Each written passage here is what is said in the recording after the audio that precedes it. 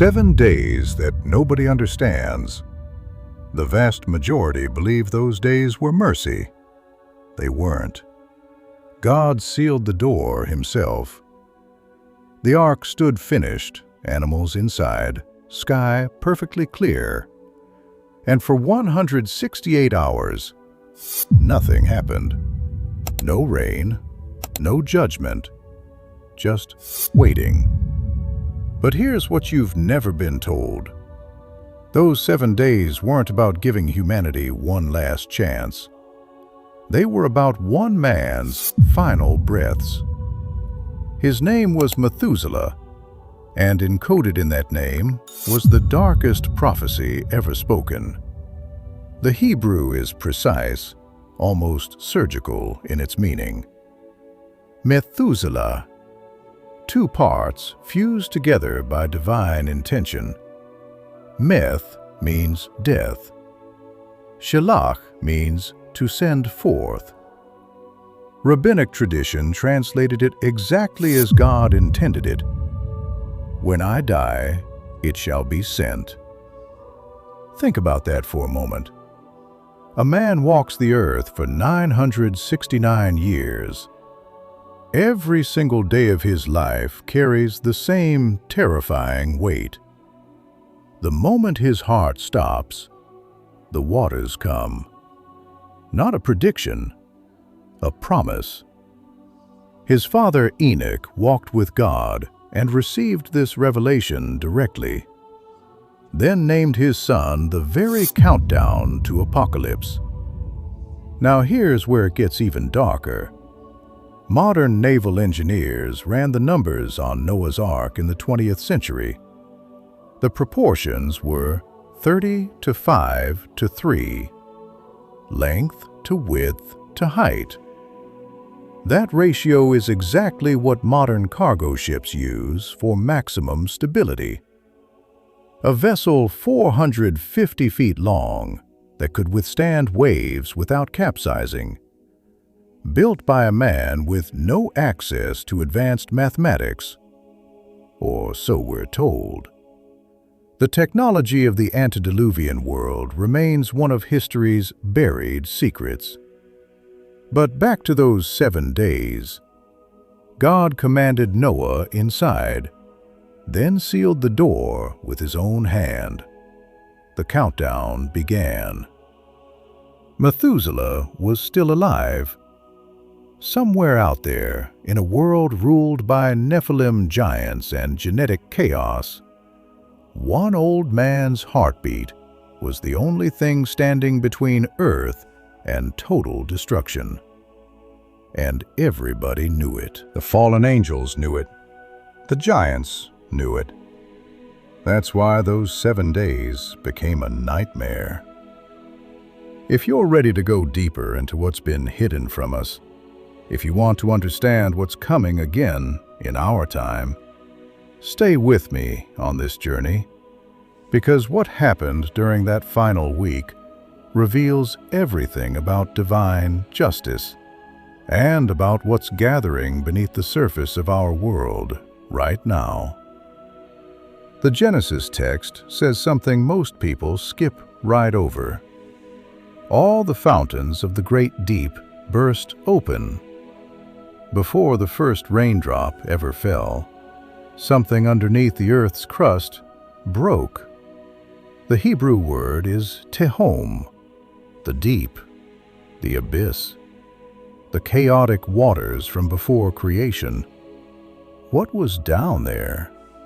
And why did it take one old man's death to release it? Methuselah's final hours were ticking away. Every breath he took held back oceans. The Nephilim must have watched him like predators circling wounded prey. Did they try to keep him alive? Did they try to kill him sooner? We don't know. But we know this. On the exact day he died, heat, the unbearable heat of waiting. 7 days locked inside a wooden vessel, while the sky remained perfectly clear. No rain, no storm, just silence and the mocking laughter of giants outside. The Great Flood hides a terrifying secret the vast majority have never examined. A week of agonizing tension that changed everything. 168 hours where humanity's fate hung by a thread. Because here's what very few have analyzed with necessary depth. The ark was sealed. God Himself had closed the door. Yet the heavens stayed bright and cloudless for an entire week. Imagine that scene. You've spent decades building a vessel 450 feet long, 75 feet wide, 45 feet high. The proportions, 30 to 5 to 3. 20th century naval engineers would later confirm this ratio provides maximum stability against massive waves. But Noah didn't have their calculations. He only had obedience. Outside, the Nephilim circled like predators, hybrid giants born from the forbidden union of fallen angels and human women. They had ruled the known world with iron fists, consumed its resources, twisted the genetic order of all creation. And now they watched this old man seal himself inside a wooden box. The animals had come, drawn by an invisible force no one could explain. Creatures that should have devoured each other walked side by side into the vessel's belly. Some scholars estimate between 2,000 and 35,000 kinds entered. Not the 8.7 million species we recognize today, but representative kinds at the family level. The ark's volume, over 100,000 cubic meters, enough space for 16,000 animals and food for a year. Still, the logistics staggers the mind. The waste, the feeding, the care required. 8 people managing what should have needed an army. But the greater mystery pulses beneath the surface. Why would God command 7 more days of waiting? The ark was finished. Wickedness had filled every corner of the earth. The genetic corruption was complete. The answer lies hidden in a name: Methuselah. In Hebrew, Methuselah. Rabbinic tradition breaks it into 2 parts: Meth, meaning death, Shelach, meaning sent forth. When I die, it shall be sent. Some scholars debate this interpretation. They suggest it means man of the javelin or man of the weapon. But the ancient rabbis saw something deeper. They connected Methuselah's death to the unleashing of judgment. And they were right. Because over 200 cultures across the globe remember this moment. From Babylon's Epic of Gilgamesh, where Utnapishtim builds a boat and releases birds, to the Greeks' story of Deucalion surviving Zeus's flood, to Mayan and Aztec legends of a great purging, even the archaeological record whispers. At Ur in Iraq, excavators found a layer of mud 8 to 11 feet thick, dated to around 2,900 years before Christ. Evidence of something catastrophic. If you're ready to walk with me to the end of this truth, subscribe now, because what happened during those 7 days of waiting, what transpired between the sealed door and the first drop of rain, it reveals the character of divine patience in ways most have never considered. The clock was counting down, not to destruction alone, but to the death of the oldest man who ever lived. And his final breath would trigger the breaking of the fountains of the deep, the door that sealed everything out. But before we talk about what happened when it closed, we need to understand the name that triggered the countdown. Methuselah, the oldest man who ever lived. 969 years. But here's what most people miss.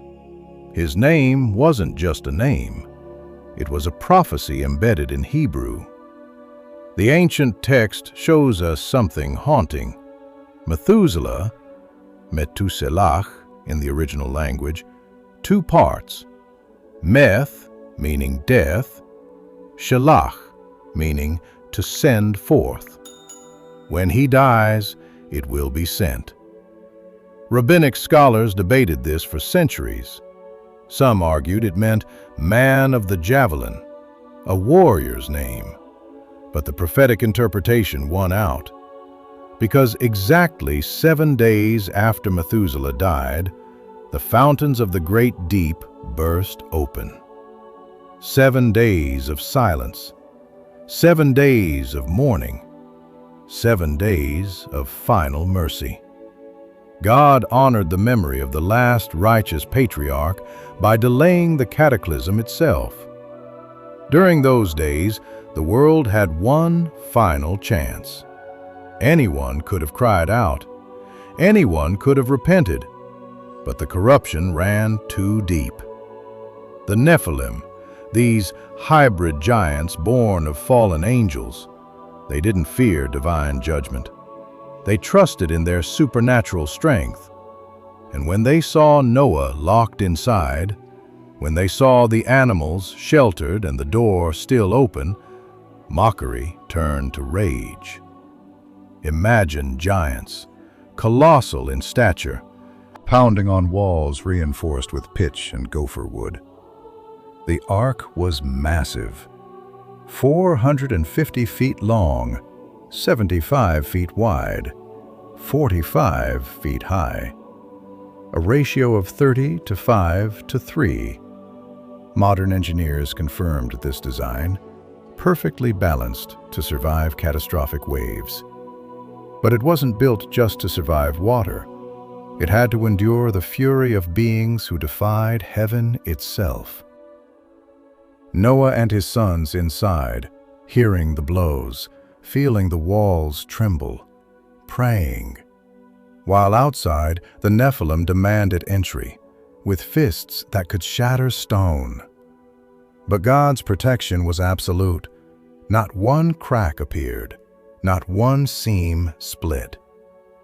Then, in a moment that divided all of history, God Himself closed the door. Not Noah, not an angel, God, sealing it shut against the entire outside world.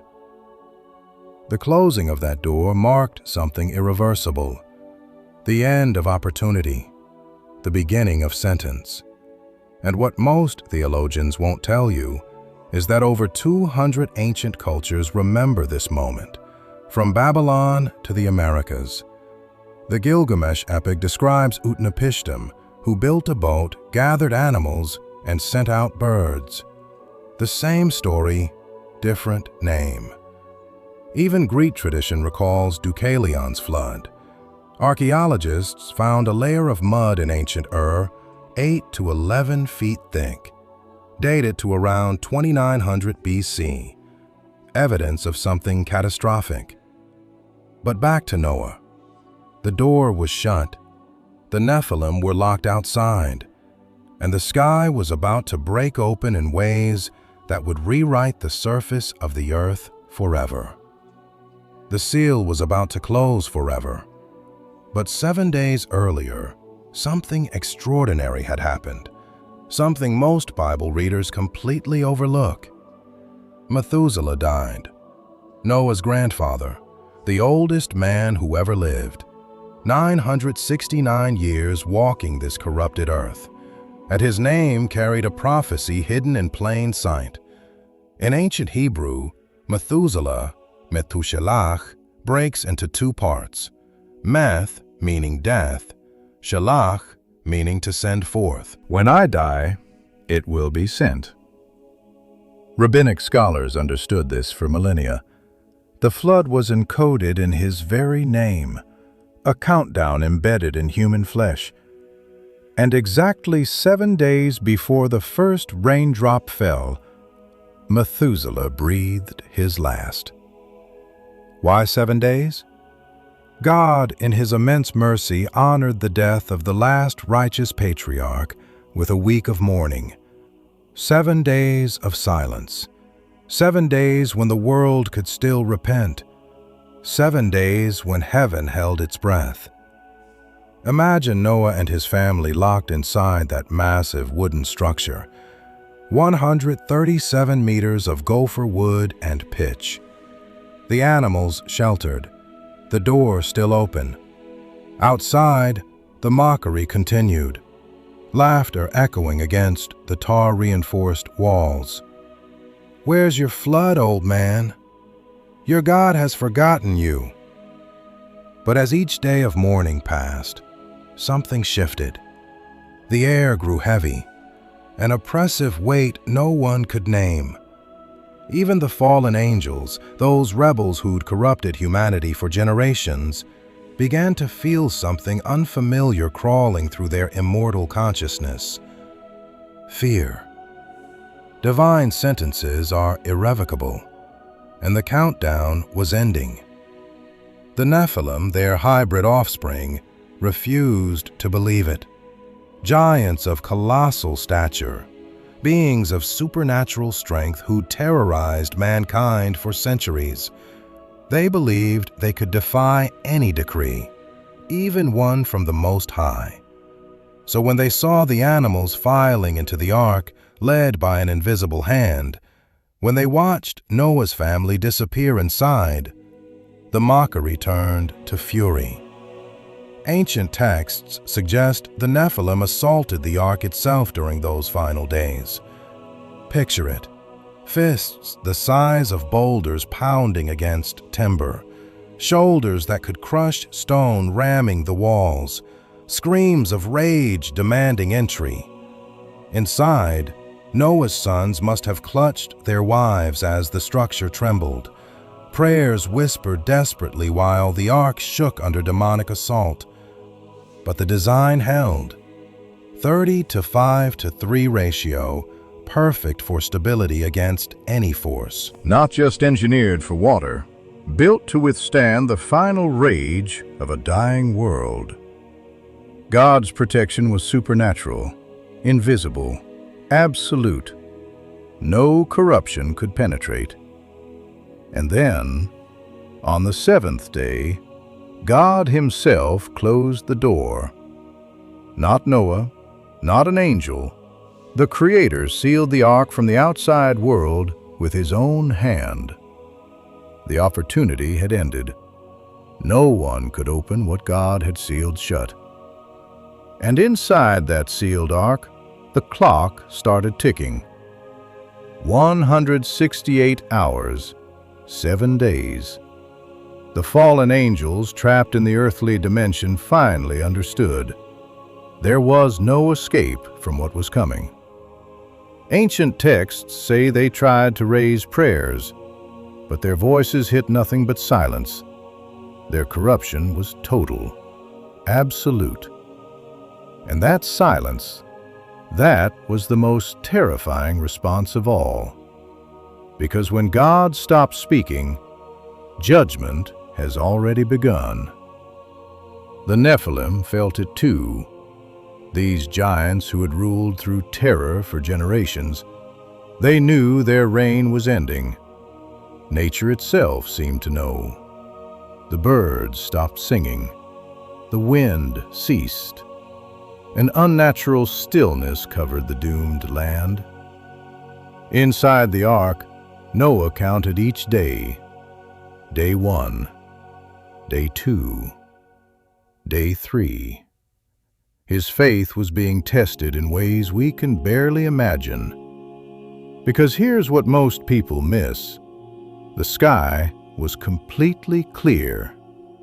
Not a single dark cloud, not a hint of rain. Outside, his neighbors were surely shouting, mocking. "Where's the water, old man? Where's your flood? The social pressure must have been crushing.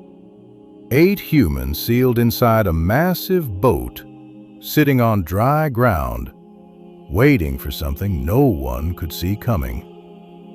But these 7 days had a purpose deeper than we realize. Every ancient culture remembers this pattern. From Babylon to the Americas, the gods always warn before they judge. These 7 days were the final warning cry, the last chance. But the seduction of the fallen angels had blinded humanity. Power, pleasure, the gifts of the Nephilim, these kept people away from the only salvation available. Day 7 arrived. The sun began to set. The deadline was ending.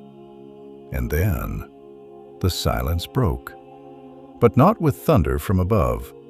A terrible roar came from below. Here's the detail that changes everything. Genesis 7:11 is very specific about the sequence. The fountains of the great deep broke open first, before the windows of heaven.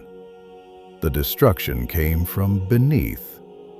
The ground began to fracture violently, releasing underground waters at unimaginable pressure.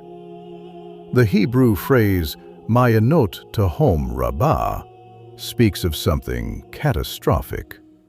The great abyss splitting open. The very empires the Nephilim had built, their towers, their cities, their thrones of corruption, all of it turned into deadly traps. Water and mud erupting from below, instant, lethal. And the fallen angels watched. They watched as their hybrid children, the giants they had created by corrupting human bloodlines, were swallowed by the earth they once dominated. The 7th day arrived. The sun began to set over a world that had no idea what was coming. Inside the ark, Noah counted the final hours. His faith had been tested to the breaking point. Not a single cloud in the sky, not a hint of rain. Just endless blue stretching to every horizon. Outside, his neighbors were surely still shouting, still mocking, still asking where the water was that the old man had prophesied. But Noah knew. The promise would be fulfilled. The obsession with power and pleasure, gifts from the Nephilim, had kept humanity away from the only salvation that mattered. Now the deadline was expiring. Suddenly, the silence shattered, not by thunder from heaven, but by a roar from below. Here's what most people miss about this moment. The Bible is extremely specific about the sequence. Genesis 7:11 says, "The fountains of the great deep broke open before the windows of heaven opened." The judgment came from beneath first. The Hebrew phrase is Mayanot Tehom Rabbah, the fountains of the great abyss. Some scholars believe this refers to massive subterranean water chambers rupturing. Others argue Tehom is symbolic. The ancient chaos waters from creation myths, like the Babylonian Tiamat. But what happened next wasn't symbolic. The ground began to violently fracture. Cracks spiderwebbed across the earth. Underground waters exploded upward at unimaginable pressure. This wasn't a gentle rain beginning. This was the planet tearing itself apart. The empires the Nephilim had built, their towers, their temples, their thrones of dominion, all of it suddenly stood on ground that was liquefying beneath them. Stone foundations that had seemed eternal turned into deadly traps. Water and mud geysered up from below, swallowing everything. And here's the haunting detail almost no one talks about. The fallen angels watched. They stood there, trapped in the earthly dimension they had corrupted, watching as their hybrid children, the giants they had fathered in their rebellion, were swallowed by the very earth they had once ruled. The Nephilim, who had crushed men like insects, who had reigned through terror and violence, who had seemed unstoppable, now they were drowning in mud and chaos. Every culture on earth remembers this moment. From Babylon to Greece to the Americas, over 200 civilizations have flood stories.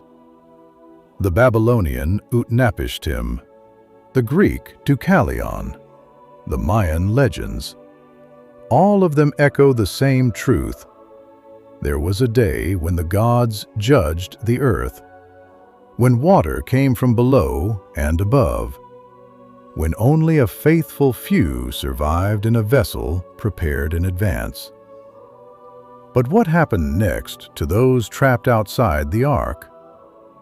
The door was sealed, not by Noah's hand, by God Himself. And now their immense strength meant nothing. The Nephilim climbed the highest peaks, their giant bodies desperate against rising water. But here's what most people miss. This wasn't just a flood. It was a complete reconfiguration of the planet's geography. Genesis 7:11 tells us, "All the fountains of the great deep burst forth." The Hebrew phrase, Ma'anot Tehom Rabbah, Ma'anot Tehom Rabbah, Tehom, the deep, the primordial chaos. Some scholars link this to massive subterranean water chambers rupturing. Others see it as symbolic language from ancient Near Eastern cosmology, the Babylonian Tiamat, the deep that existed before creation. But what we know for certain, water didn't just fall from above, it exploded from beneath. The Nephilim fought the waves with everything they had.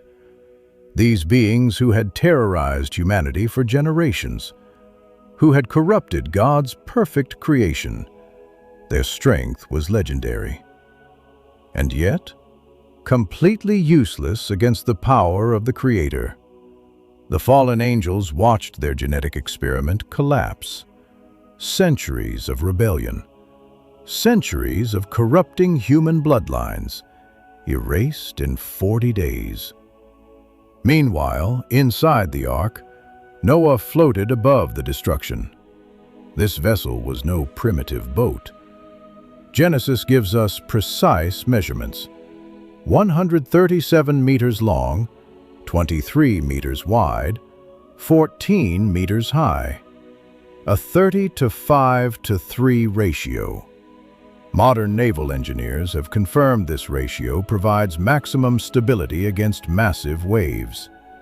The same ratio used in cargo ships today. The gopher wood sealed with pitch, 101,000 cubic meters of interior space. Room for thousands of animal kinds. Not millions of species, but family groups that would later diversify. Between 2,000 and 35,000 kinds, scholars estimate. God's design, down to the last cubit. Outside, the cries of the Nephilim were silenced. The great cities disappeared beneath kilometers of dark water. The advanced technology the fallen angels had given to mankind, gone. Every trace of their rebellion swallowed by the deep. This is what judgment looks like when patience finally ends. And here's the detail that changes everything. More than 200 cultures around the world remember this moment. The Babylonian Utnapishtim, the Greek Deucalion, Mayan flood legends, Aztec survival stories. Archaeological digs at ancient Ur uncovered a sediment layer, 2.5 meters thick, dated to approximately 2900 BC. Pure flood deposit, separating two completely different civilizations. The 7 days of waiting had been the threshold between the old world dominated by corruption and the new world about to emerge. But what most people don't realize is that the flood didn't just reset the surface, it reset something far deeper in the spiritual realm, and the consequences of that reset. Now the terror was absolute. The land they'd promised to rule forever was swallowing them whole. Every fist pounding on that sealed door, every scream for mercy, met only with silence. Because here's what most people miss about that moment. The door wasn't locked by Noah. It was sealed by God Himself 7 days earlier. And no amount of human desperation could unseal it. The Nephilim, those hybrid giants who terrorized entire nations, turned to their last strategy: raw strength. They began climbing, racing up the highest mountain peaks as water chased their heels. Imagine beings 12, 15 feet tall, creatures who'd never known fear, now scrambling like prey. But this is where the ancient texts reveal something scholars rarely discuss. This wasn't just rain filling valleys. Genesis describes the fountains of the great deep bursting open before the sky even opened. The Hebrew word tehom means the primordial abyss, waters erupting from inside the earth itself. Some geologists today call this a hydroplate rupture. Others say it's poetic language for total catastrophe. Either way, what followed wasn't a flood. It was a complete reconfiguration of geography. Mountains rose, valleys sank, continents shifted beneath kilometers of churning, freezing water. The Nephilim's strength meant nothing. You can't punch water. You can't intimidate a tsunami. You can't negotiate with the physics of judgment. And the fallen angels, the watchers who'd orchestrated this entire genetic corruption, they watched their experiment collapse. Centuries of rebellion, generations of hybrid bloodlines designed to pollute God's creation, erased in 40 days. Inside the ark, Noah floated above the destruction, protected by a vessel that modern engineers now admit was brilliantly designed. The dimensions recorded in Genesis, a 30:5:3 ratio, match the optimal stability profile for surviving massive waves. It wasn't primitive. It was perfect. Outside, the great cities vanished. The advanced technology the angels had given humanity, gone. Not a trace remained. Because here's the truth that echoes through every culture on earth. From Babylon's story of Utnapishtim, to the Greek tale of Deucalion, to flood legends among the Maya and tribes across North America, over 200 civilizations remember this moment. They remember when the Creator reset everything. Those 7 days before the rain were the threshold, the final seconds of mercy before the door between two worlds closed forever. And what haunts me most is this: if even one person had repented during those 7 days, but they didn't. The judgment on the Nephilim was total, absolute, final. Their lineage could not continue contaminating what God had made pure. And as the waters rose past the highest peaks, as the screams finally went silent beneath the roar of collapsing oceans, a new question emerged from the deep. That silence spoke louder than any thunder ever could. Because what came next would reshape the entire world. The rain fell, 40 days without mercy. But most people forget what happened first.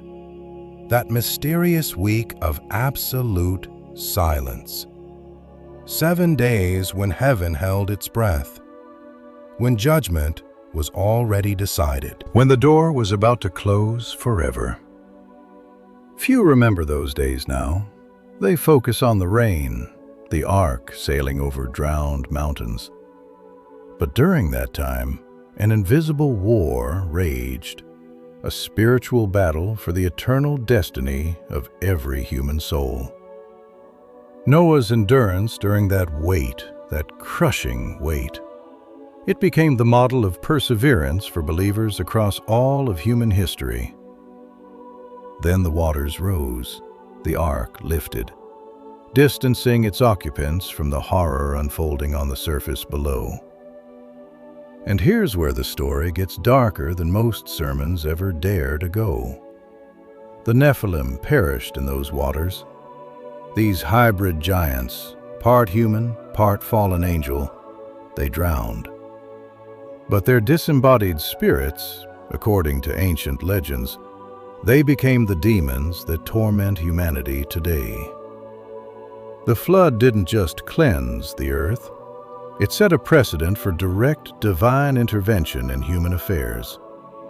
That door, closed by God's own hand, it became the ultimate symbol: security for the righteous, exclusion for present evil. No second chances, no last-minute negotiations. Those 7 days invite us to something uncomfortable. They force us to examine our own ability to heed warnings. Because today, right now, we live in times many compare to the days of Noah. Distraction reigns over human awareness. Entertainment drowns out wisdom. The mystery of those 7 days continues to echo through past and present centuries, a silent warning most refuse to hear. And here's the detail that changes everything about timing. The death of Methuselah. His very name in Hebrew, Methuselah. Scholars break it into 2 parts: Meth, meaning death, and Shalach, meaning to send forth. Rabbinic tradition understood it as a prophecy embedded in a name. When I die, it will be sent.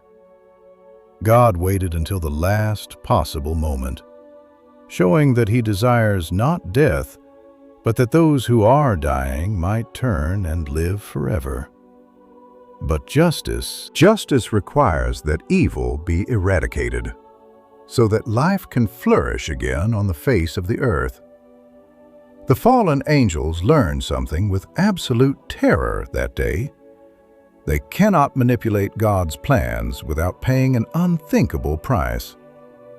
The water erased their empires, their genetic corruption, their monuments of rebellion. But the memory of the flood, it carved itself into every ancient culture on earth. From Babylon to the Americas, over 200 cultures remember.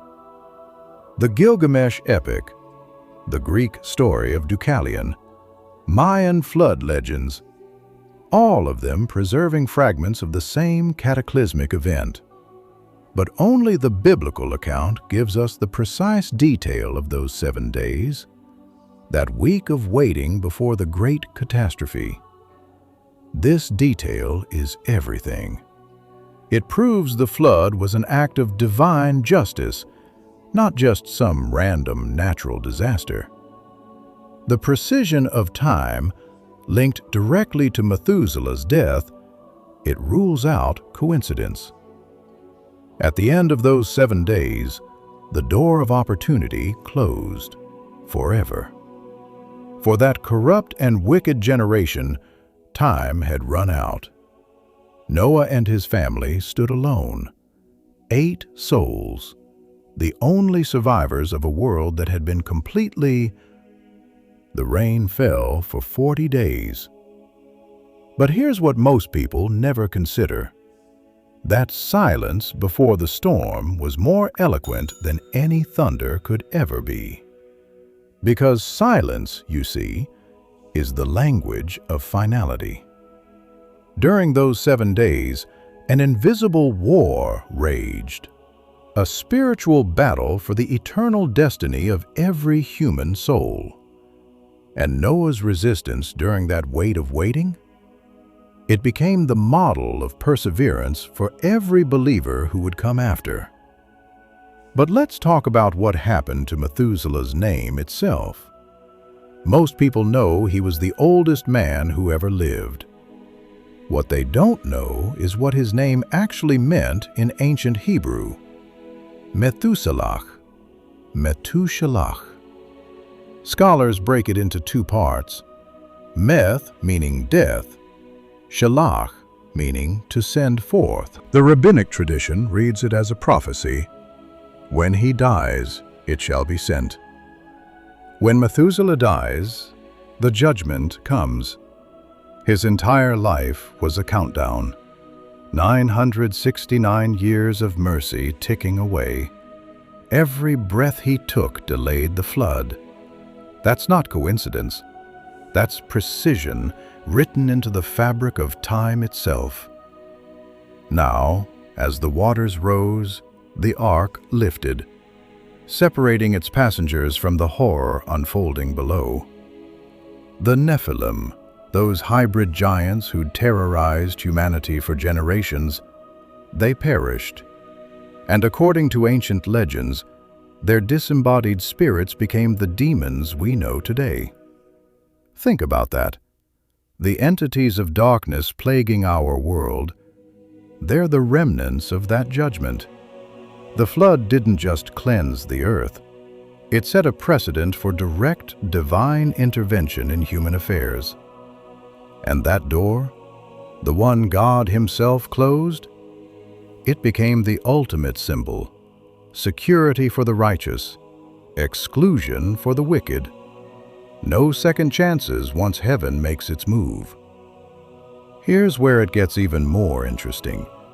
Over 200 cultures around the world have flood legends, from Babylon to the Americas, from China to Greece.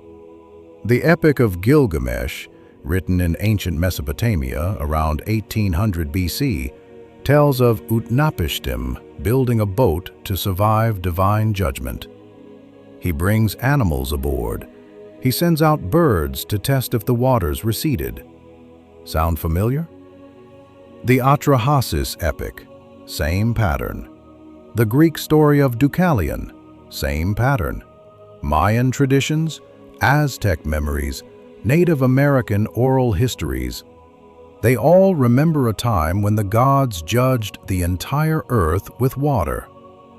But here's what separates the biblical account from every other version. Only Genesis gives us the 7 days.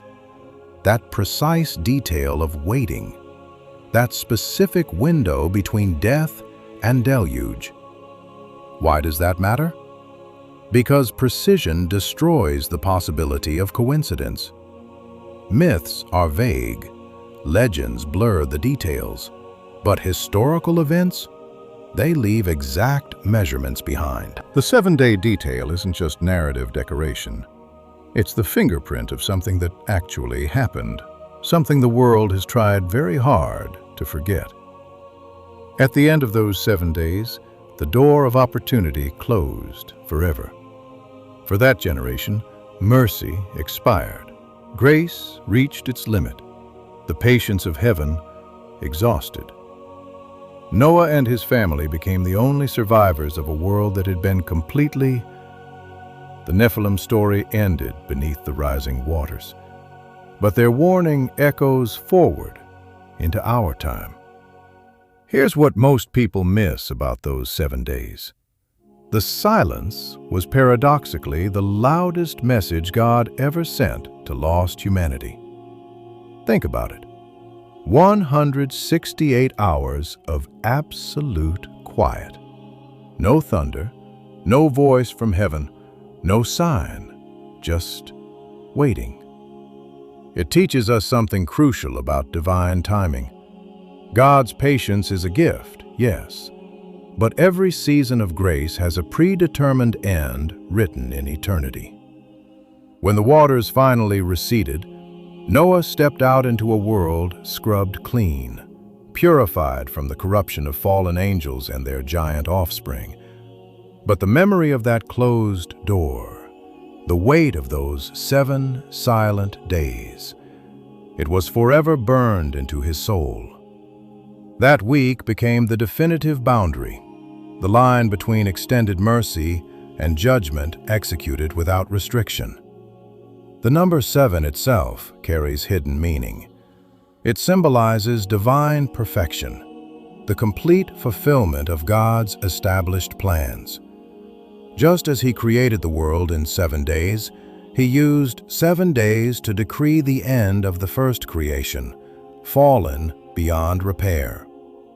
The Nephilim didn't understand this symbolism, not until the water began rising around their giant bodies. Genesis 7:11 describes something terrifying. All the fountains of the great deep burst open. Ancient Hebrew calls it Mayanot Tahom Rabbah. Some scholars believe this refers to massive subterranean water chambers rupturing beneath Earth's crust. Others see it as mythic language for chaos unleashed.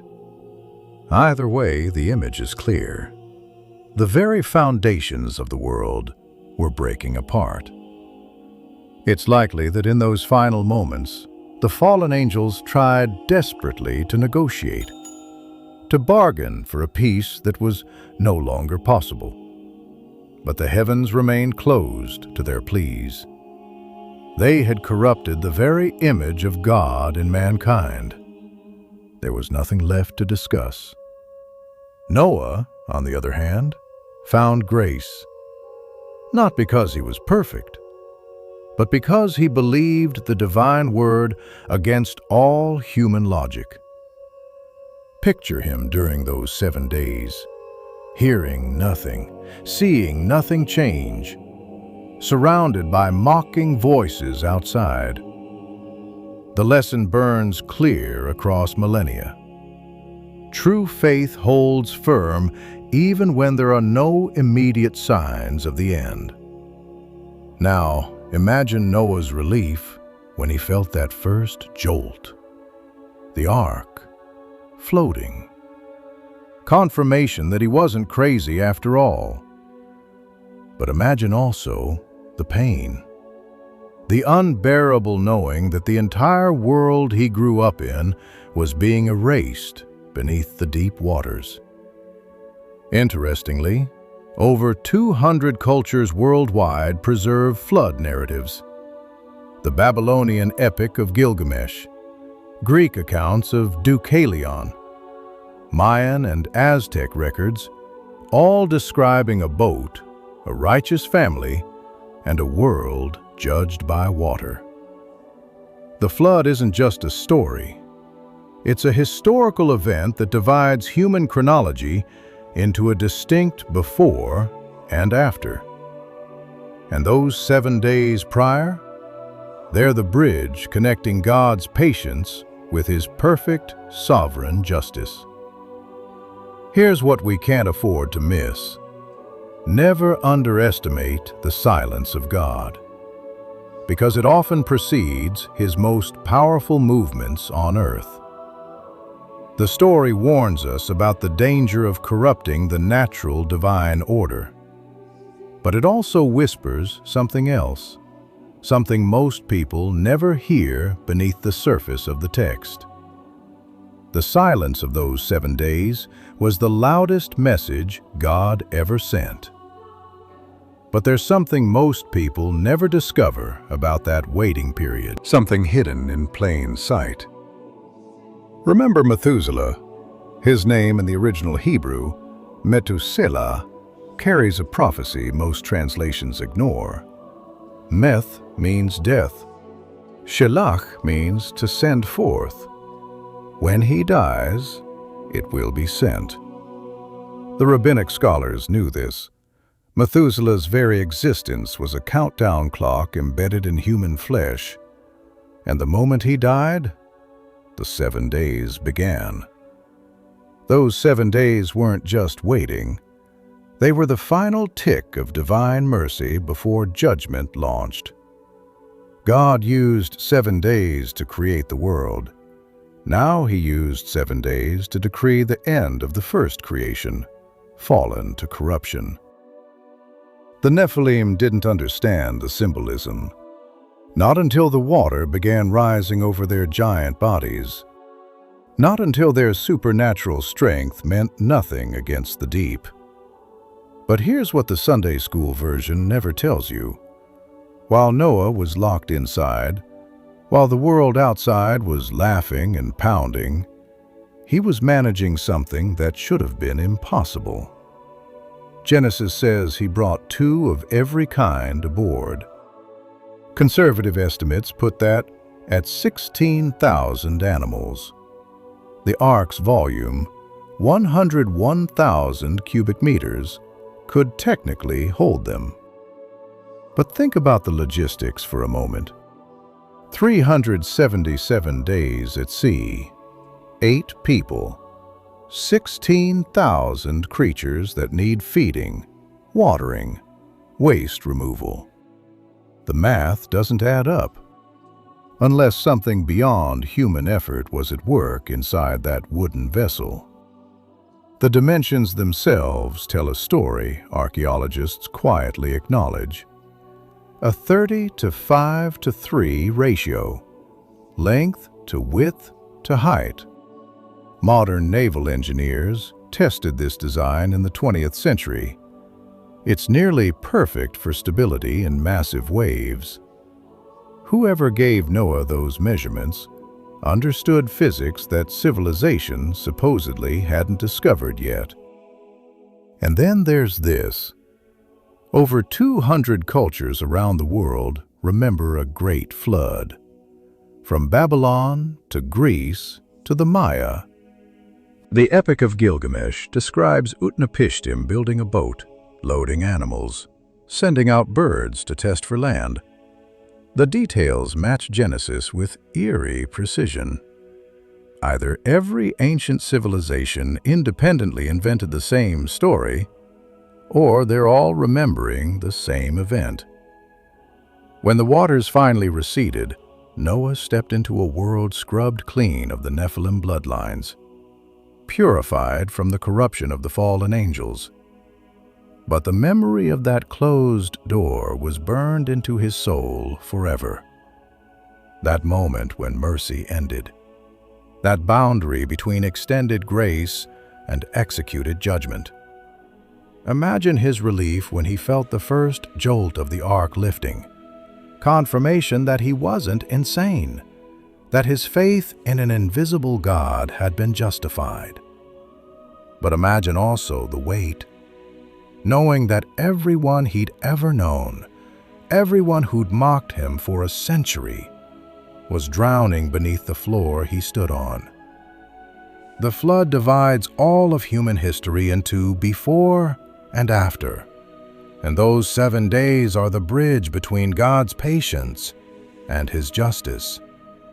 We make a dangerous mistake when we interpret His silence as absence.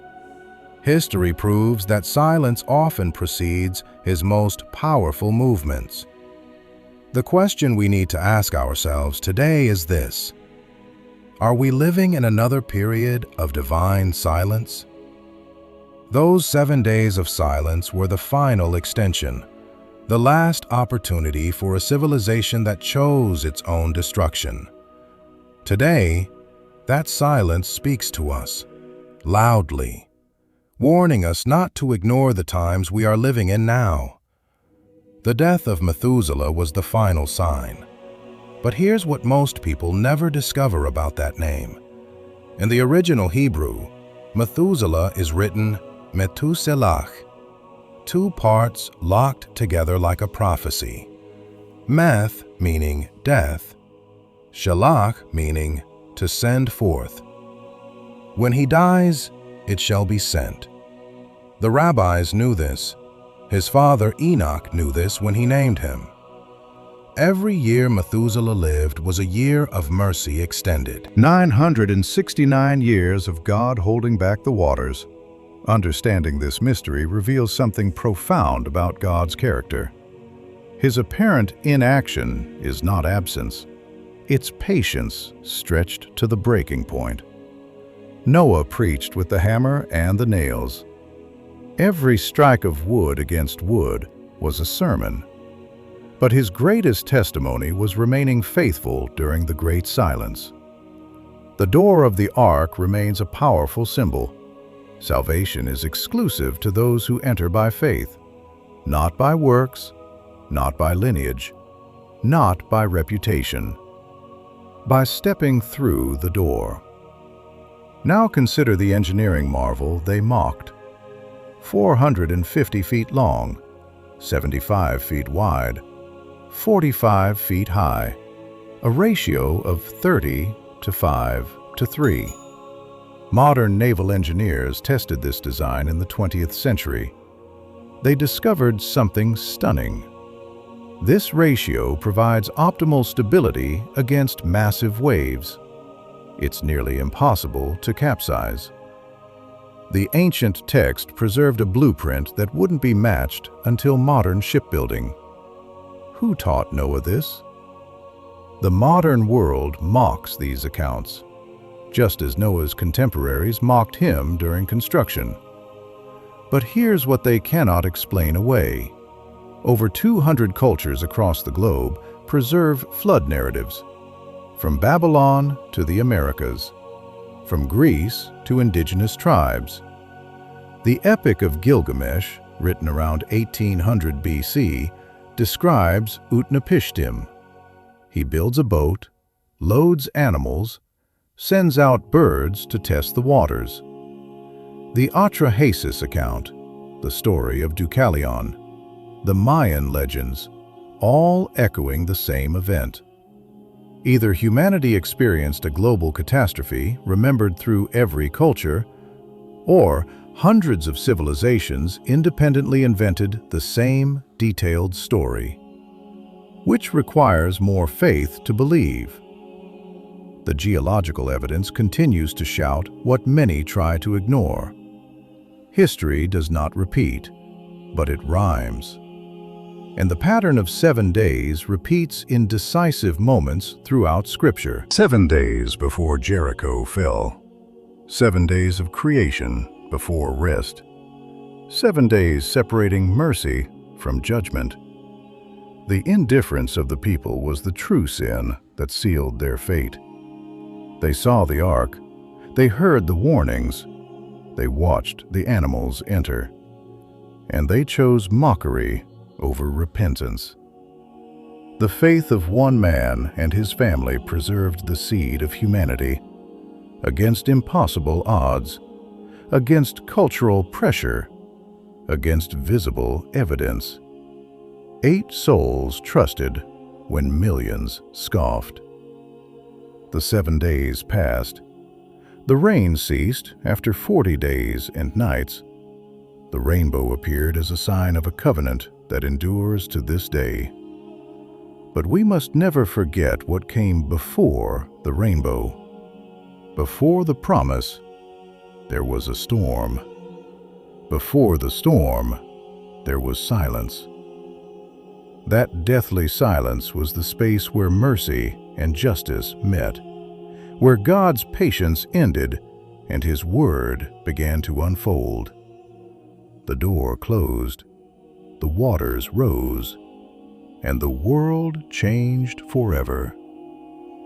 The name itself carried the prophecy. Most people never discover this. Methuselah, in the original Hebrew, Methuselah, breaks into 2 devastating pieces. Meth means death. Shelach means to send forth. When the rabbis analyzed this name, they found something that made their blood run cold. The meaning embedded in those syllables was a countdown. When he dies, it shall be sent. God named a man after the judgment that would follow his last breath. Think about that for a moment. Every time someone spoke Methuselah's name, they were speaking the date of the apocalypse, and no one understood. Those 7 days between his death and the flood, they were the last merciful extension of a civilization that chose annihilation. The silence wasn't absence. It was the space where mercy and judgment stood face to face before the world changed forever. But here's what very few have connected. This pattern doesn't appear just once.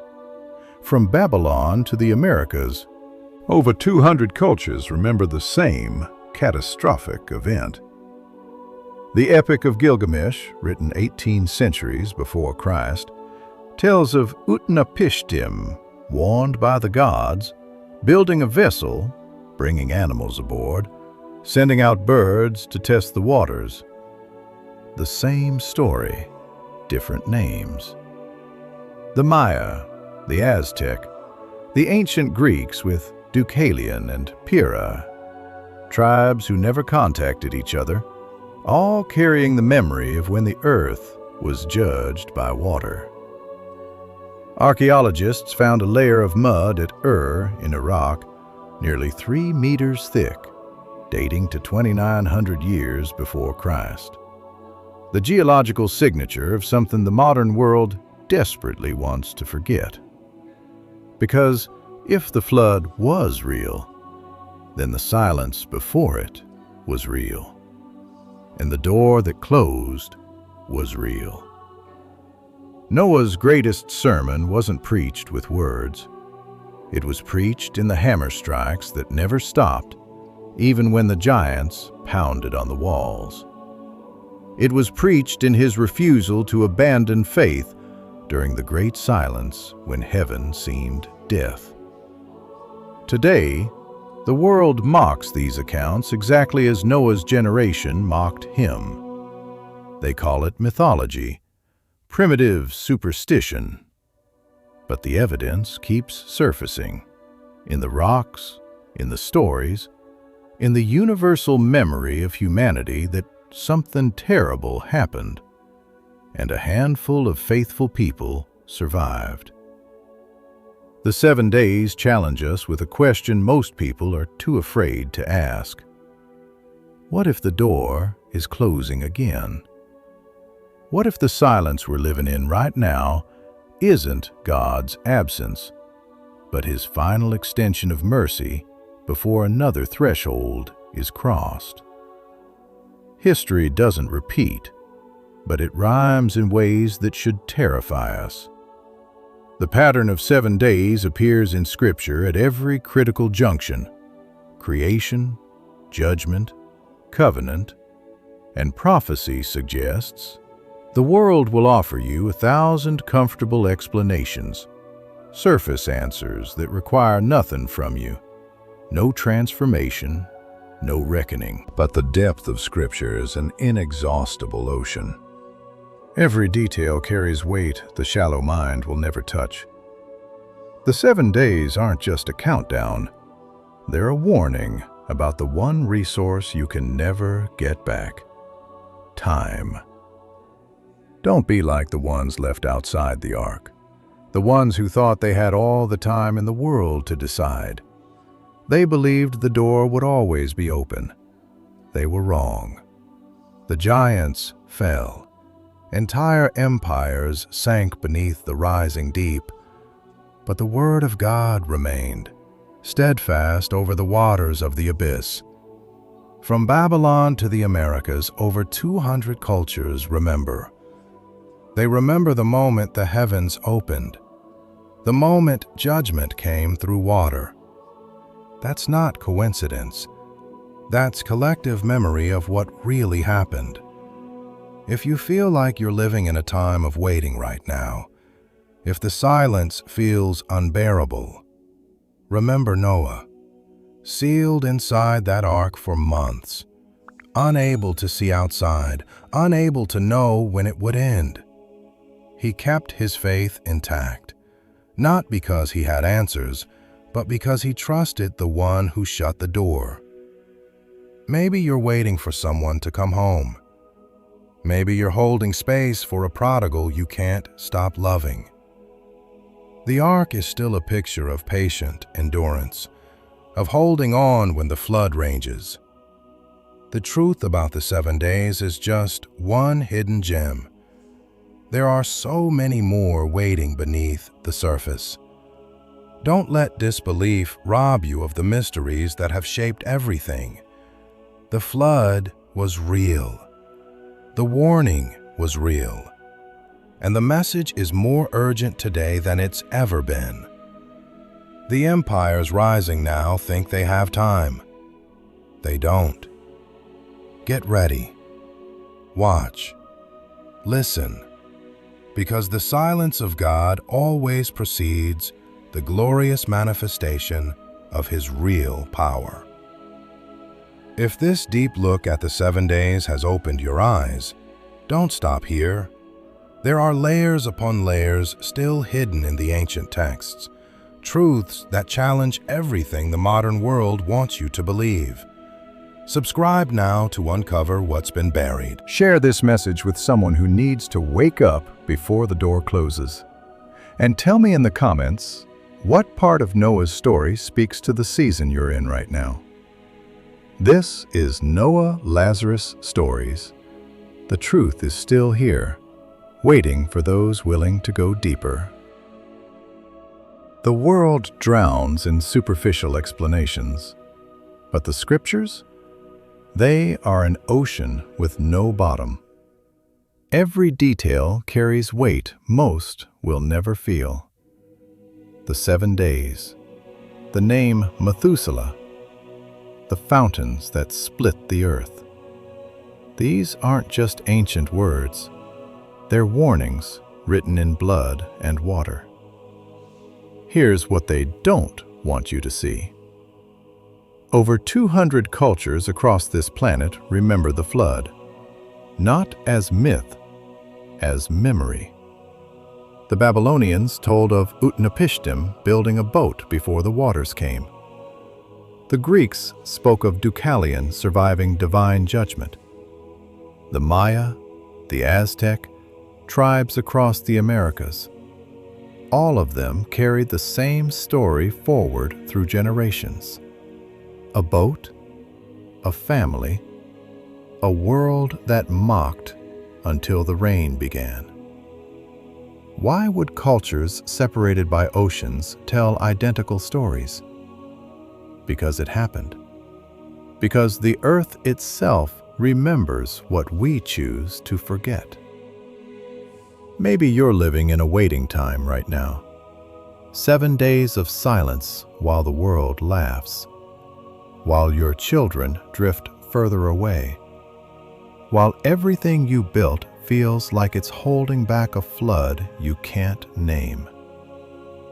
Remember Noah. He didn't waste those 7 days explaining himself to people who'd already decided. He sealed the door. He trusted the voice that called him when everyone else heard nothing. The giants fell. Their strength meant nothing when the deep broke open. The empires sank beneath waters they swore would never come. But the word? It remained, steady over the abyss, unshaken when everything else dissolved. And here's what separates those who entered from those left outside. It wasn't intelligence. It wasn't strength or status or certainty. It was the willingness to move when God whispered. To prepare during the silence. Because the silence of God always precedes the manifestation of His power. The 7 days weren't punishment. They were mercy. One final space between the old world and the new. One last chance to choose the door over the crowd. This truth about the 7 days, It's just one thread in a tapestry most people will never examine. Don't let disbelief rob you of what's hidden in plain sight. The flood was real. Its message is more urgent today than the moment Noah's hand touched that wooden beam. The question isn't whether you believe the story. The question is whether you recognize the season. Are you in your 7 days right now? This is Noah Lazarus Stories.